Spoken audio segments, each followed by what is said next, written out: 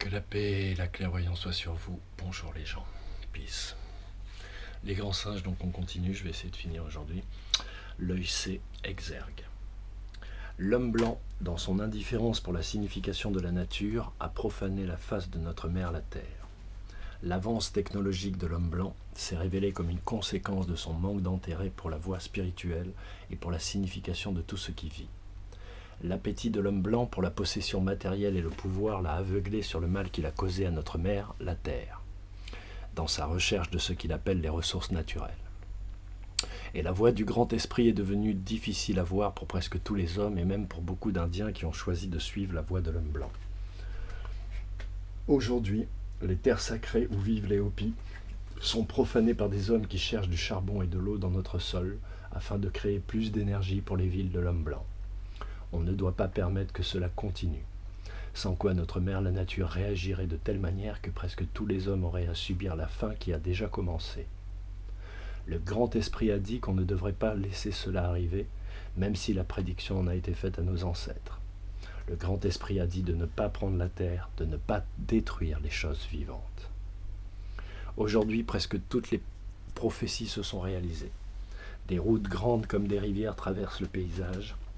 L'homme parle à travers un réseau de téléphones et il voyage dans le ciel avec ses avions. 2 grandes guerres ont été faites par ceux qui abordent la svastika ou le soleil levant.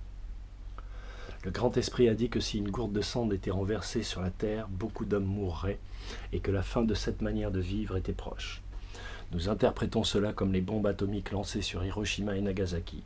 Nous ne voulons pas que cela se reproduise dans aucun autre pays pour aucun autre peuple. Cette énergie devrait servir à des fins pacifiques, non pour la guerre.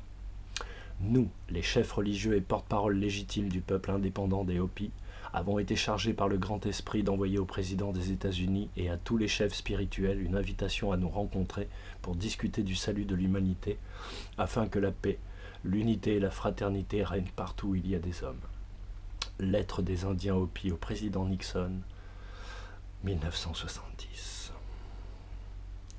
L'œil C, 1.14.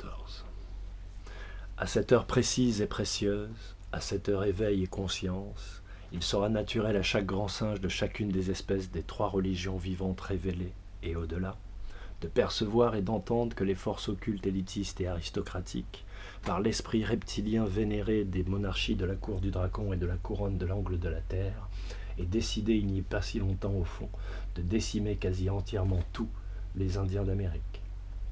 Dernier peuple sous ce ciel assez uni et assez guerrier et assez puissant en termes d'énergie spirituelle cosmique commune partagée, pour que le message ondulatoire de leur mélodie spirituelle magique et harmonieuse éveille chez chaque grand singe modéré et immodéré de chacune des espèces des territoires laïques et des 3 religions vivantes révélées de ce monde, aux consciences désunies et en sommeil, car tiède, le sens impérieux des ondes magnifiques et généreuses que répand à travers le champ informationnel universel suspendu, et ceci depuis l'aube des temps immémoriaux, leur conscience fière et libre, leur conscience individuelle unifiée, au grand tout, car depuis la naissance de leur nation en dialogue libre et ouvert avec l'univers tout entier.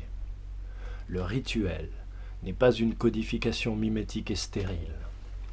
Le rituel est l'expression de la compréhension par l'esprit, à travers et pour le respect de toutes les forces énergétiques visibles et invisibles en action au sein du grand univers. Les grands singes initiés, les membres des élites de toutes les monarchies aristocratiques adoratrices de l'énergie inférieure ignorantes d'elles-mêmes, souhaitaient visiblement éviter que l'allitération sémantique ondulatoire invisible de la seule musique des ondes des Indiens d'Amérique, le langage universel secret de cette culture consciente unique et identifiée, n'éveille lentement tous les grands singes partiellement initiés, tous les collaborateurs et toutes les collaboratrices volontaires ou involontaires des élitistes initiés et adorateurs de l'énergie inférieure de la cour du dragon et de la couronne de l'angle de la terre, en leur cœur et leur esprit, à eux-mêmes, en eux-mêmes, par eux-mêmes, pour eux-mêmes.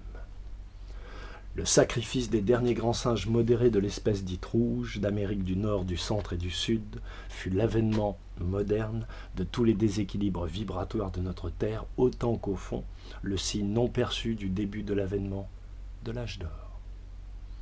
les cellules conscientes mâles, malades, aveugles et sourdes, des grands singes initiés des 3 monarchies élitistes et aristocratiques, toutes adoratrices des énergies inférieures funestes, ces grands singes au passé sans avenir le savent et le craignent. Seul l'éveil est libre arbitre, car seul le libre arbitre est éveil.